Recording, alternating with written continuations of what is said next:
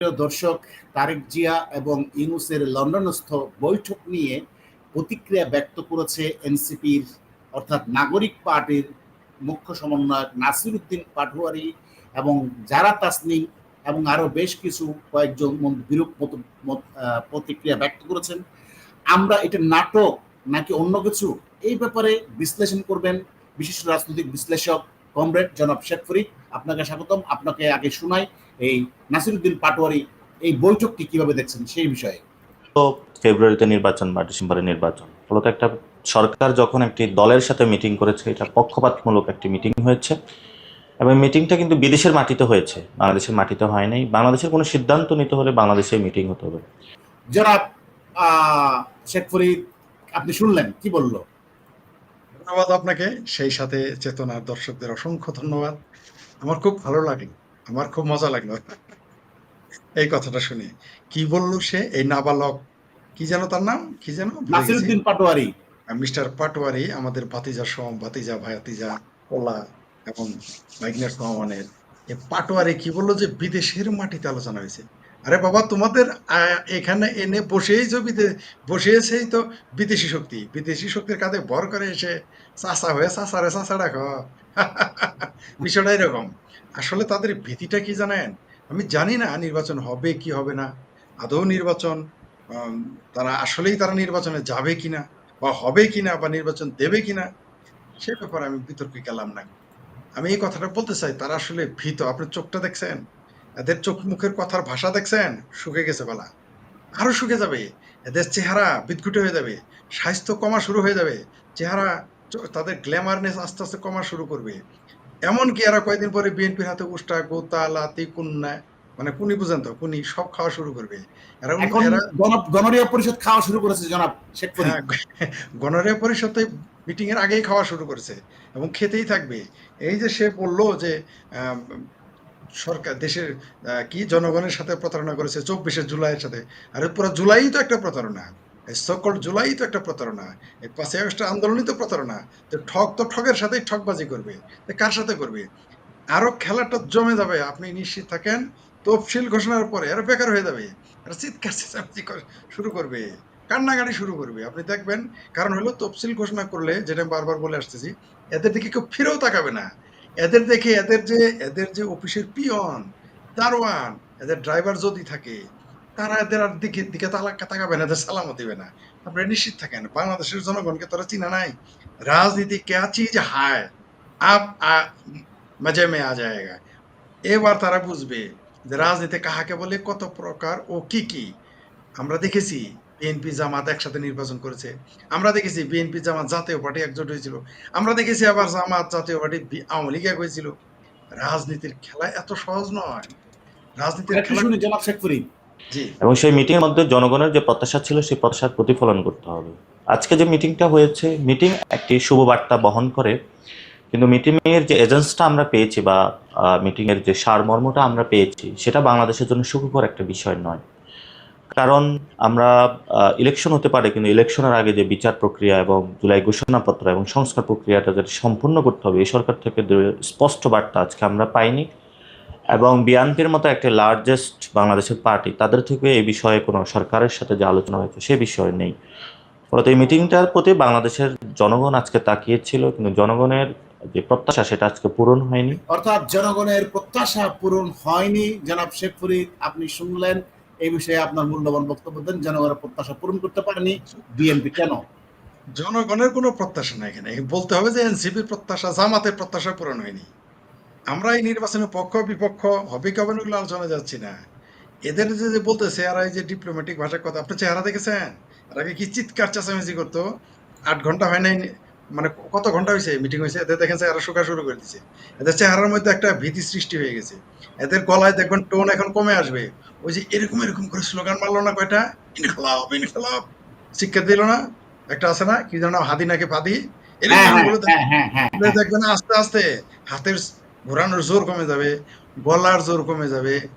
এখন কয়েকদিন পরে, কিছুদিন আগে বাঘের মতো সিংহের মতো গর্জিল না, এখন সামসি চি চি চি চি করবে দেখবেন কয়েকদিন পরে।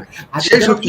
আরেকটা প্রশ্ন, এই তাসনিম যারা মুখ্য সমন্বয়ক এর নাগরিক পার্টি বলছে বিএনপি তার প্রতিশ্রুতির বিরোধিতা করছে, তাহলে কি এনসিপি কে কোনো গোপনে প্রতিশ্রুতি দিয়েছিল কিনা আপনার কাছে হতে প্রশ্ন? পারে, হতে পারে তারা বিভিন্ন প্রতিশ্রুতি দিয়ে তাদের মাঠে নামাইতেই পারে, অস্বাভাবিক কি? এনসিপি, জামাত, এমনকি বামপন্থীরা আমরা দেখেছি আন্দোলনে নেমেছিল, তথাকথিত এই আন্দোলনে। তো এরা তো প্রত্যেকের রাজনীতি তো হলো একটা খেলা, রাজনীতি হলো খেলা, যে যেভাবে খেলেছে। তাদেরকে কি প্রতিশ্রুতি দিয়েছিল তাদের? তারা কারা? যারা কে লন্ডন থেকে এসে পড়ছে রাজনীতি করতে, আগে আসলো না কেন? এই পাটোয়ারি কে? এদের কে চিনতো? যারা মাঠে রাজনীতি করছে তাদের রাস্তায় নামতে পারবে না, তারা কথা বলতে পারবে না। কোথাকার কোন যারা, কোথাকার কোন পাটোয়ারি, কোথাকার কোন হাদি, কোথাকার কোন মাহফুজ। আমি রাজনীতির কোনো ব্যক্তিত্বই না, আমার কেউ চিনেই না। তারপর আমি রাজনীতি করি আজকে ৩০ বছরের বেশি যাবৎ রাজনীতি করি, মিনিমাম ৩০ বছর, মিনিমাম, কমটা বললাম আমি। ৩০ বছরের উপরে রাজনীতি করি, মাঠে, তাও মাঠে থেকে।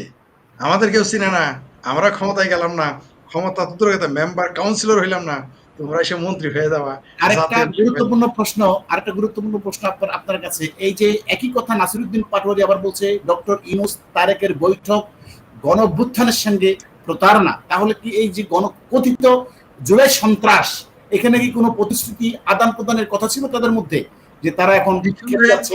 নিঃসন্দেহে ওইটা তো ওই যে তারেক বলেছে তো, যে আন্দোলন শেষ হয়ে গিয়েছিল, তারেক রহমানের সাথে কথা বলে আবার আন্দোলন চাঙ্গা করেছে, এটা বলেছে তো। তারেক বলে নাই? তারেকের সাক্ষাৎকার তো হ্যাঁ ক্লাসে বলেছে, তারেক বলেছে এটা। বলেছে না? তো অবশ্যই তাদের চোরে চোরে হালি, এক চোরে বিয়ে করছিল আরেক চোরে শালি, ঠিক আছে না? ঠিক আছে এখন না? এখন আরেকটা বিষয় দেখেন, এই নাসিরউদ্দিন পাটোয়ারি বিএনপি কে কিভাবে বকাবাদ্য করছিল। সাবধান করছি, আমরা 31 তারিখে ছাত্র জনতা মাঠে গিয়েছিল জুলাইয়ের ঘোষণাপত্র দেওয়ার জন্য, কিন্তু সেখানে আমরা দেখেছিলাম একটি রাজনৈতিক দল সেটা তারা বাধাগ্রস্ত করার চেষ্টা চালিয়েছে। অর্থাৎ বিএনপি কে সব সময় এরা, আপনি দেখলেন কিভাবে এক হাত নিল এই নাসিরউদ্দিন পাটোয়ারি। এখন বিএনপি প্রতিশ্রুতি কি দিয়েছে আমরা জানি না, আপনি যদি বলতেন। হুম, এরা এরা এদের প্রতিশ্রুতি দিয়েছিল অন্যান্য দেশের শক্তি, ইউনূসের, যারা ইউনূসের প্রভু তারা দিয়েছিল, হয়তো বিএনপিও তাকে প্রতিশ্রুতি দিয়েছিল। এরা তো সবাই সবার সাথে প্রতারণা করেছে, এখন তো করবেই। এই যে দেখেন, সে বিএনপি কে থ্রেট করে, ছাত্র দলকে থ্রেট করে, অথচ এদের বিএনপির একটা ওয়ার্ডের যতগুলো শুধু নেতা কর্মী আছে, সমর্থক না, নেতার কর্মী আছে সারা বাংলাদেশে, তাদের সেই লোক নাই। তারা একটা বিএনপির মতো দলকে থ্রেট করে, তারা আওয়ামী লীগকে থ্রেট করে। তো এরা তো আসলে, এদের কি বলবো, এরা হচ্ছে সেই শিশু যারা সিংহের বাঘের লেজ দিয়ে কান খুঁচাইতে যায়। আচ্ছা, এরা তো জানেই। আপনার কাছে আরো একটা প্রশ্ন জনগণের পক্ষ থেকে, এই যে নাসিরউদ্দিন পাটোয়ারি অর্থাৎ নাগরিক পার্টির বিএনপির বিরুদ্ধে বৈঠকের বিরুদ্ধে কথা যে বলছে, সেটা কি নাটক, নাকি প্রফেসর ইউনূস আবার এনসিপির বিরুদ্ধে মাথায় টুপি পরিয়ে বিএনপির সাথে একটা আতাত করে ক্ষমতা থাকার চেষ্টা করছে? হ্যাঁ, হ্যাঁ, হ্যাঁ, হ্যাঁ, চমৎকার বলেছেন। এখানে কোনো কিছুই অসম্ভব না। ইউনূস চিন্তা করছে, আমি তো এতদিন ছাত্রদের কাঁধে ভর করে থাকলাম, ছাত্রদের কাঁধে ভর করে, আর ৩-৪টে দেশের কাঁধে ভর করে আমি টিকে থাকলাম। এখন তো আর টিকে থাকতে পারতেছি না। তো চিন্তা করছে বিএনপির সাথে যদি একটু, কারণ ডক্টর ইউনূসের তো দেশ নিয়ে ভাবনা নাই, দেশের মানুষ নিয়ে ভাবনা নাই, তার দায়িত্বও নাই, দায়ও নাই। সে উড়ে এসে জুড়ে বসেছে, মানে তো অন্যের জিনিস সে দখল করে নিছে, তা তো দায় নাই। এখন যদি বিএনপির সাথে একটু আপোষ করে, আরেকটু, এখন তো হালুয়া রুটি খাচ্ছে, যদি একটু পোলাও কোরমা খাওয়া যায় তো ছাত্র দরকার কি? কারণ যদি এখন তাকে ক্ষমতায় টিকে থাকতে হইলে আওয়ামী লীগ এবং বিএনপির মতো বড় দল ছাড়া আপনি কিভাবে টিকবেন? যদি এই পাটোয়ারিরা মন্ত্রী হইতে পারে, দেশের ক্ষমতা দখল করতে পারে, যদি ওই নাসিব, আসিফ, ফাসিফ, গাসিফ, হাদি, ফাদি, নাদি, এরা যদি ক্ষমতা নিতে পারে, কালাপাড়া কি যেন, ভুইয়া মুইয়া, তা আমরা কি দইনচা? তাহলে তো আমরা তো দেশের প্রধানমন্ত্রী হয়ে যেতে পারি। এরা যদি জোর করে ক্ষমতা নিতে পারে, আমরাও তো পারি। ওদের থেকে আমাদের শক্তি কম, ওদের থেকে আমাদের জনপ্রিয়তা কম, না ওদের সাথে আমার সিনে কম বেশি? ওদের সাথে আমাদের কোন দিকে যোগ্যতা, পড়ালেখা ওদের সাথে কম, না গায়গত ওদের সাথে কম, না শক্তিতে ওদের সাথে কম, না বুদ্ধিতে কম, না বয়সে কম, পয়সাতেও কম না? ওরা তো বলছে যে ওদের ভাঙ্গা মোবাইল নিয়ে চলতে হয়েছে, রিক্সা ভাড়া ছিল না। আমাদের তো রিক্সা ভাড়া, অন্তত পকেটে রিক্সা ভাড়া ছিল, তাহলে পয়সা ওদের চেয়ে বেশি আছে। তো ওদের সাথে আমরা কোন দিকে কম? যোগ্যতায়, বুদ্ধিতে, শক্তিতে, গায়েগতরে, অর্থনৈতিক শক্তিতে, শিক্ষা জগতে যদি ওদের চেয়ে বেশি থাকি, তো ক্ষমতা তো আমরাও নিতে পারি। ওরা কে? ওই অন্যের কাঁধে চড়ে এসে কয়, ও এত সহজ, এই দেশে আওয়ামী লীগ বিএনপির বাইরে আপনি যাবেন, এত সস্তা, ধানের শীষের নৌকার বিরুদ্ধে। জামাতের কি টাকার অভাব? জামাত পারবে? ওই যে ডক্টর ইউনূসের মতো এক বদমাইশ, যে না জানে ভোট, না জানে গণতন্ত্র, না জীবনে করছে নির্বাচন, আপনার 14 গোষ্ঠী নির্বাচন করছে। শুনলাম পাকিস্তান আমলে একবার নাকি আইয়ুব খানের সাথে চুক্তি করছিল, কি জানো, সেটা আলাদা। তারা জনগণের কাছে গেছে টাকাতে যদি ভোট কেনা যাইতো, জামাতের তো প্রত্যেক জায়গায় প্রত্যেক জেলাতে তার একটা করে তার ব্যাংক আছে, প্রত্যেক উপজেলায় তার ব্যাংক আছে, তাতে সে তো অন্তত 64টা আসন তো পেতো টাকা দিয়ে। এত সহজ টাকা দিয়ে ভোট পাওয়া যায়, তাহলে তো বাংলাদেশের সব ধনী মানুষগুলোই 300 জন এমপি হয়ে যেত। বাংলাদেশের ধনী মানুষ নাই যারা শেখ হাসিনাকে, খালেদা জিয়াকে কিনে ফেলতে পারে, যারা তারেক রহমানকে কিনে ফেলতে পারে, যারা সজীব জয়কে কিনে ফেলতে পারে, এত সহজ। আর এই পাটোয়ারি মাটোয়ারি ফাটোয়ারিরা যদি এমপি মন্ত্রী হইতে পারে, তাহলে আমরা কি করছি? আমরা কিন্তু জুড়ে আসছি নাকি? আমাদের তো কিছু কাজ আছে, কাজকর্ম করছি, দেশের রাজপথে থাকছি তো, কম থাকছি কিন্তু থেকেছি তো, ছাত্র জীবনেও রাজনীতি করছি, বড় হয়েও রাজনীতি করছি, এখনো কথা বলে যাচ্ছি, কাজ করে যাচ্ছি। তো আমরা কি তাহলে করবো? তাহলে এই সম্ভাবনাকে আপনি সিলমোহর দিচ্ছেন যে ইউনূস একটা বেঈমান, সে এনসিপির মাথায় টুপি পরা দিতে পারে, কোনো সন্দেহ নাই। একজন ব্যবসায়ী মানেই তো বাটপার। আমি সবার কথাই বলতেছি না, বেশিরভাগ ব্যবসায়ী মানেই তো প্রতারণা, প্রতারক, তারা লুটেরা। তারা একজনের কাছে আরেকজনের ভর করে কি করা যাবে সেই কাজ করে। আর আর আর ডক্টর ইউনূস তো একেবারে কিস্তি তোলা লোক, যে রক্ত চুষে নেয়, মানুষের চামড়া খসিয়ে নেয়, সেই লোকটা তো চেষ্টা করবেই। যে লোকটা গ্রামীণ ব্যাংকের এমডি পদ ছাড়তে চায় না, সে বুঝি প্রধানমন্ত্রী পদ ছেড়ে দিবে? আরেকটা প্রশ্ন তুলেছে তারা, আরেকটা প্রশ্ন তুলেছে এই নির্বাচন কমিশনের আন্ডারে কোনো নির্বাচন হবে না, তো এটা নাকি বিএনপির নিয়োগ করা নির্বাচন কমিশনার। এই ব্যাপারটাকে আপনি কিভাবে দেখছেন? এখন এদের কাছে আওয়ামী লীগ ভালো লাগে না, বিএনপি ভালো লাগে না, তে কাদের ভালো লাগবে? ওর মায়ের ভাতারকে নির্বাচন কমিশনার বানানো লাগবো? ওর মায়ের, ওর বোনজামাইকে ওই প্রিজাইডিং অফিসার বানানো লাগবো? এখন তো তাদের কথা তাই মনে হয়, তারা যা বলবে তাই হবে। এই তো খেলা জমে যাবে। আমি বলছি না আপনাদের, আমি শেখ ফরিদ, আপনার চ্যানেলের মাধ্যমে আবারও বলি, আমি শেখ ফরিদ প্রথম বাংলাদেশে নির্বাচনের কথা বলেছি। ইটস মি, আমি ক্লেম করতে পারি, দাবি করতে পারি যে আমি ভয়েস রেজ করেছিলাম যে বাংলাদেশের নির্বাচন, আমি জানি নির্বাচন দিলে অনেক সমস্যার সমাধান হবে। এই মব ভায়োলেন্স থাকবে না, এই বদমাইশি থাকবে না, চাঁদাবাজি থাকবে না বা কমে যাবে। আমি বারবার বলেছি, এই দেখেন নির্বাচন আসছে, সবার গলা শুকানো শুরু হয়েছে।